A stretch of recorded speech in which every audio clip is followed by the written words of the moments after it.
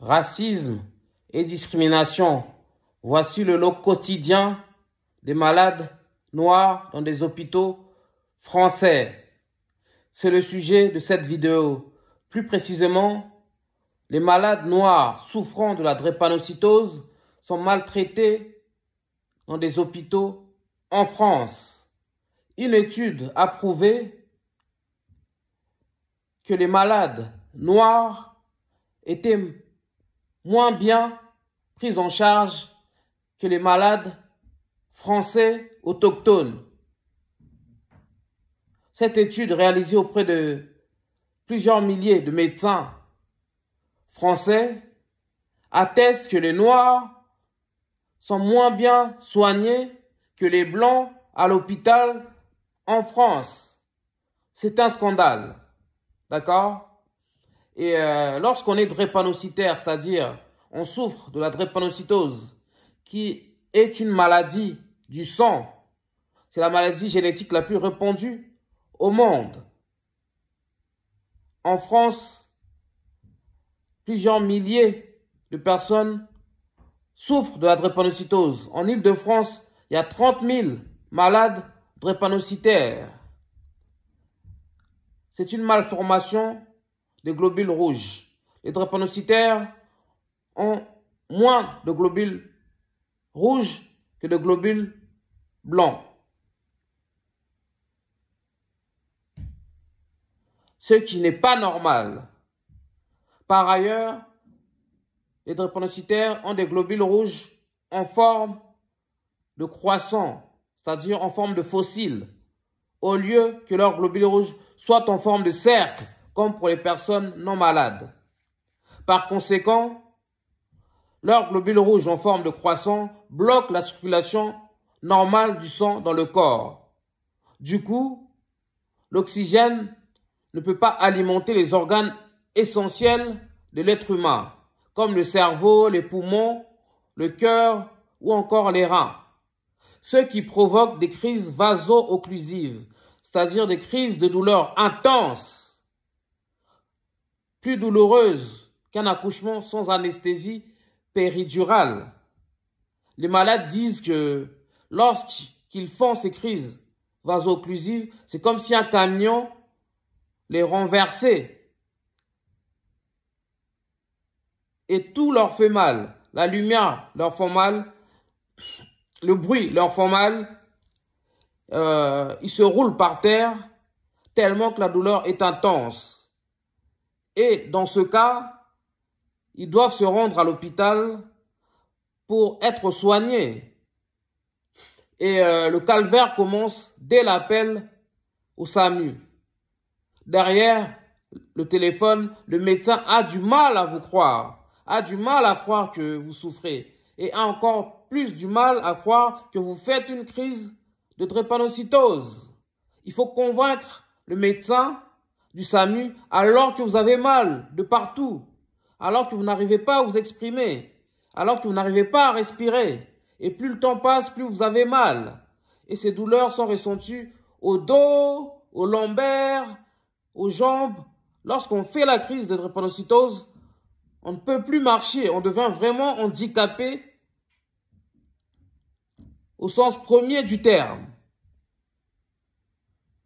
Et lorsque les ambulanciers arrivent enfin chez vous, ils doivent encore vous ausculter à la maison au lieu de vous transporter directement à l'hôpital. Et la douleur s'intensifie. Et les hommes noirs et les femmes noires qui souffrent de la drépanocytose, lorsqu'ils font une crise de drépanocytaire, les médecins ne les croient pas. Déjà, les ambulanciers ont du mal à les croire.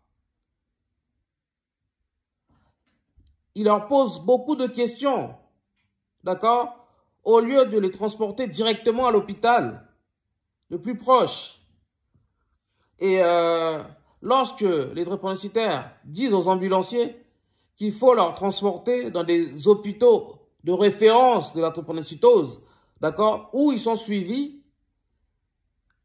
les ambulanciers parfois refusent, parfois créent des problèmes aux malades, d'accord. Imaginez-vous l'ambiance en fait. Vous êtes là en train de souffrir. Il vous faut la morphine pour vous calmer. Parce que d'autres antalgiques ne vous calment pas. Le Doliprane ne calme pas.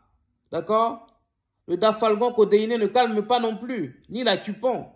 Il faut absolument se rendre à l'hôpital pour qu'on vous administre la morphine ou la kétamine.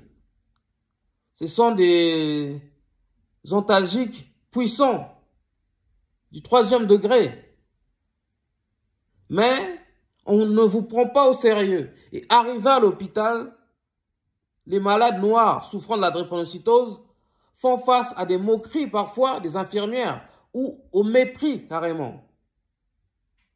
Et lorsqu'ils disent qu'ils ont vraiment très mal et à l'échelle de 10, ils ont 10 de douleur, les infirmières généralement ne les croient pas. Les infirmières croient que les drépanocytaires sont là juste pour consommer de la morphine qui est une drogue, mais utilisée à bon escient à l'hôpital. Certains drépanocytaires sont pointés du doigt par les infirmières, voire par les médecins. D'autres sont traités de drogués. Personnellement, j'ai vécu ça dans un hôpital en Île-de-France. J'avais fait une crise de drépanocytose très douloureuse, d'accord? Je n'arrivais plus à marcher, je n'arrivais plus à m'exprimer, d'accord? Et il a fallu qu'on me porte, d'accord? Ou, je me rappelle, j'étais assis sur un fauteuil roulant, d'accord? En temps normal, je marche normalement, je n'ai pas d'handicap physique. Et arrivé à l'hôpital, ils ont refusé de m'administrer la morphine. Soi-disant, j'étais là pour prendre ma dose. Vous vous rendez compte? Alors, ces douleurs de drépanocytose, ces crises vaso-occlusives sont des crises tellement douloureuses qu'on peut tomber dans le coma. D'accord? La crise, elle est tellement intense que les drépanocytaires sont hospitalisés en réanimation. Vous vous rendez compte? Et lorsque vous arrivez à l'hôpital et que vous dites que sur une échelle de 10, vous avez 10 de douleur, vous êtes tout de suite pointé du doigt, tout de suite fustigé. On vous repose les mêmes questions tout le temps pour vérifier si vous avez vraiment mal. C'est vraiment un scandale. D'accord? On est en 2025. Il y a encore trop de clichés, trop de stéréotypes sur les drépanocytaires. Comme quoi les drépanocytaires sont des drogués, ils viennent à l'hôpital pour consommer des antalgiques comme la morphine, la kétamine. Les drépanocytaires sont des feignants, ils ne font aucun effort. Il y a beaucoup comme ça de drépanocytaires qui ont vécu la même chose que moi dans des hôpitaux ici en Île-de-France. Et ça ne peut plus durer. D'accord? Ça ne peut plus durer. Et lorsqu'on est drépanocytaire, on doit toujours convaincre l'infirmière ou l'infirmier, on doit convaincre le médecin qui est en face de nous qu'on a réellement mal. Alors qu'on est handicapé, on ne peut même pas marcher. Et tout nous fait mal, la lumière nous fait mal, le bruit nous fait mal, les marches nous font mal. Et on a l'impression que le sol résonne. Et les médecins, ils croient toujours que les noirs ressentent moins la douleur que les blancs. D'accord? Ils ne nous prennent pas au sérieux. Ils croient qu'on exagère. D'accord? Tout ça pour avoir de la morphine. C'est ridicule. Parce que personnellement, je n'ai pas de la morphine à la maison. D'accord? Je ne suis pas accro à la morphine. Mais ce genre de douleur qu'on ressent lorsqu'on est drépanocytaire, c'est vraiment un calvaire.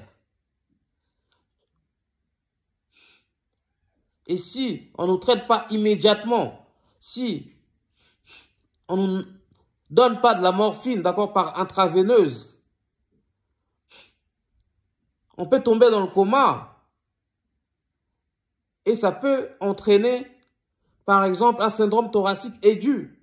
Et il y en a qui sont morts à cause de crises de douleur, de la drépanocytose. Donc il est temps que les médecins, les infirmiers nous prennent au sérieux, nous les drépanocytaires, lorsqu'on arrive à l'hôpital, qu'ils nous traitent comme il faut. C'est pour ça que je conseille, moi, aux drépanocytaires, dès l'appel au SAMU, d'exiger qu'on vous emmène dans l'hôpital qui vous suit, dans un centre de référence, comme il y en a à Paris plusieurs. Il y a un centre de référence, par exemple, à Créteil. C'est l'hôpital Henri Mondor. Il y a un autre centre de référence à Paris. C'est l'hôpital européen Georges Pompidou. Il y a l'hôpital aussi Ténon, dans le 20e arrondissement de Paris. D'accord? Et si vous habitez dans le Val d'Oise, d'accord, dans le 95, il y a l'hôpital de Pontoise qui n'est pas un centre de référence, mais il y a un médecin là-bas spécialisé sur la drépanocytose qui peut vous traiter comme il faut. Mais une chose est sûre, que les Noirs sont moins bien traités que les Blancs à l'hôpital en France. On est en 2025. On est moins bien pris en charge que les Français de souche. Et ça, ce n'est pas normal. Surtout lorsqu'on souffre de la drépanocytose. C'est quand même la maladie génétique la plus répandue au monde. C'est aussi considéré comme une maladie de la douleur. D'accord? Les drépanocytaires ont mal tous les jours. Ils vivent l'enfer au quotidien. Ils sont encore pires dans certains hôpitaux ici à Paris. Lorsqu'ils arrivent, parfois, certains drépanocytaires ont été chassés de l'hôpital parce que les médecins ne leur ont pas pris au sérieux, ont cru qu'ils étaient là juste pour consommer de la morphine et ils ne faisaient pas une crise de drépanocytaire.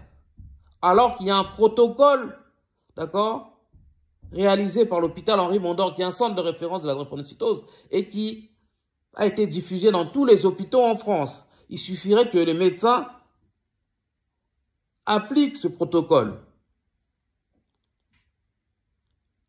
Il faut que les choses changent en France. Parce qu'il y a quand même une étude, comme je le disais dans l'introduction, réalisée auprès des médecins français, des milliers de médecins, qui attestent que les Noirs malades sont victimes de discriminations à l'hôpital, qui sont moins bien pris en charge, qui sont moins bien traités que les autres communautés. Dites-nous ce que vous en pensez, si vous êtes drépanocytaire, et racontez-nous vos expériences dans des hôpitaux en France. Et, mais suivez mon conseil en fait. Dès que vous avez mal chez vous, vous appelez le SAMU et vous dites que vous faites une crise de drépanocytose. Vous évaluez la douleur sur une échelle de 10, si c'est 8, si c'est 9. Et vous exigez qu'on vous emmène, d'accord, à l'hôpital qui vous suit, qui vous connaît. Parce que arriver à l'hôpital quelconque, on ne va pas vous donner tout de suite des antalgiques qu'il faut et ça peut s'aggraver. Si vous aimez cette vidéo, likez, commentez, partagez. Ici, on parle de la culture et de l'excellence noire, de l'actualité africaine et de la spiritualité africaine. On parle de la drépanocytose, cette maladie qui touche particulièrement des Noirs, des Africains, des Afro-descendants, qui touche 30 000 malades en Île-de-France. 90% des malades sont noirs. D'accord? Et on parle aussi de tous les tabous et coutumes de notre communauté. Si vous voulez me soutenir pour développer cette chaîne, regardez toutes les publicités qui se déclenchent durant ma vidéo. D'autre part, vous pouvez partager massivement cette vidéo, mais aussi abonnez-vous s'il vous plaît, ça ne vous coûte rien, activez la cloche de notification. Je suis Sébastien Badibanga, l'animateur de ce média. Il faut en finir avec toutes ces discriminations, tout ce racisme dans des hôpitaux en France.